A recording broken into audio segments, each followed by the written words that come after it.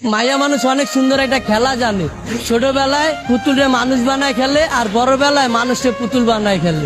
বিয়া করছিলাম 5 বছরের প্রেম আর 1.5 বছরের সম্পর্ক। বিয়া 10 দিন আগে আমার ডিভোর্স হয়ে গেছে, সে আরেকটা বিয়া করে ফেলাইছে। কেন ছেড়ে গেছে এটা তো আমি কইতে পারব না, তার ব্যক্তিগত ব্যাপার, কি জন্য ছেড়ে গেছে। কিন্তু আমি আমার সাইড থেকে ওরে কোনো কমতি রাখি নাই দেওয়া।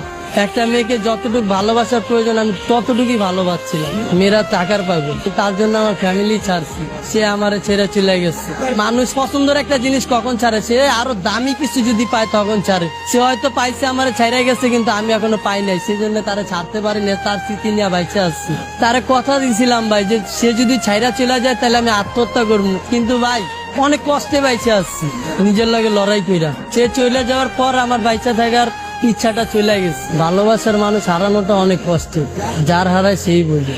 আজকে ওই মেয়ের কারণে আমি রাস্তায় ঠিক মতো খাইতে পারি না, না খেয়ে রাস্তায় রাস্তায় দিই। আমি আমার ফ্যামিলির কাছেও চাইলেও যাইতে পারি না, কারণ তার জন্য আমার ফ্যামিলি ছেড়ে আসছে, আর সেই মানুষটা আমারে ছেড়ে গেছে। নারী তুমি ধন্য, পুরুষ মানুষের মন ভাঙার জন্য। তাকে কি এমন কোনো কথা আছে যেটা বলা হয়নি, আজকে আমাদের মাধ্যমে বলবেন? তাকে একটা কথাই বলবো, আমি আজও তোমাকে ভালোবাসি। আপনার মুখে আমি একটা গান শুনতে চাচ্ছি।